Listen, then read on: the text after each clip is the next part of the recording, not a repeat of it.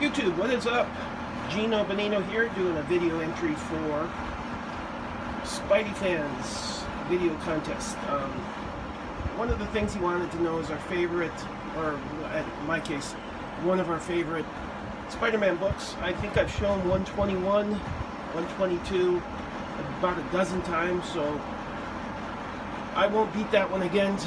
That would probably be my very first favorite, because the story was just incredible. Again, it really made me get emotionally involved in comics and become a huge Spider-Man fan. But the second one, probably close second, maybe a tie, would be this book. This I remember buying, and this is one of the first books that got me actually into really collecting, and the reason being because its size. There's something about it. It really kind of caught my eye. It wasn't on the comic rack. It would have been stuck in with the magazines. The way my little drugstore had it is they had the comics on your classic spinner rack, and then they had the magazines, Mad Magazine, all that kind of stuff on the bottom shelf, and this would have been stuck there with it. And again, it just, you couldn't miss it. It was such a giant book that it had to be out prominently displayed with everything else. So it really caught my eye. I really do like the way Romita Sr., excuse me, draws Spider-Man. I actually had a duplication of this on my dorm wall in college. What I did is took a crosshatch of it and put it up on the, we could do anything we wanted on the wall next to our door, and this was the thing that I put on. So again, just a very classic Romita Spider-Man. And just to show how big it is, for those of you that are familiar with the Marvel Treasuries, this is a regular comic book here, and here is how big these guys were. So once again, the problem with them being so large is they were near impossible to keep in good condition. As you can see, mine is well beaten up, but still, love the comic. It'll be one of the things that I'll keep forever, just because of how important it was to me.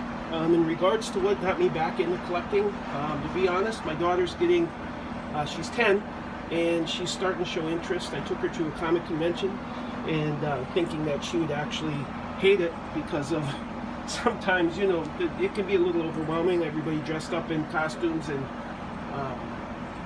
whatnot, but she absolutely loved it. There was nothing about she didn't like. She didn't mind the lines, she didn't mind meeting people, she didn't mind the costumes, whatnot. So again, I decided I'm going to build a little collection for her, kind of like I did with my first daughter.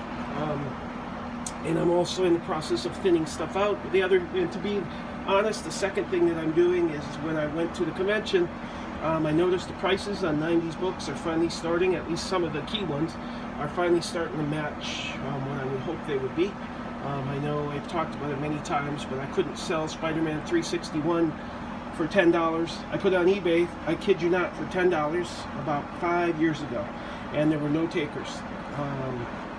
So I put it away and just said, okay, fine, we'll bide my time. And sure enough, the time is right. The movie announcement and all that kind of stuff made all the difference in the world.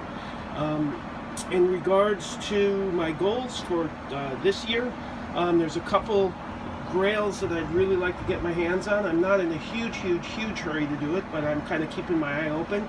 I'm wanting a Werewolf 32, First Moon Knight. I had that book, and I don't know what happened to it. It just ended up falling by the wayside. But I'd really like to get that. It's kind of overpriced right now, in my personal opinion. But again, I certainly would like to get a copy of one for my collection. And also, I'd like to get Spider-Man 14, which is the first Green Goblin. And I should have bought one a while back. I know somebody did have one for sale. I think it was Longbox or somebody like that. I kind of let it go, and I'm kicking myself in the butt ever since. But I do know that I see them from time to time. I don't necessarily need either one of them in near mint condition. Just want to get one to sit in my collection that I can say I got one. And that's it, guys. So Spidey Fan, once again, thank you for putting the contest out. I know you put on some great contests, and I always appreciate watching your stuff. I know I've talked about this before. I watch pretty much all the videos of most all the people in the community. It's just that I do it on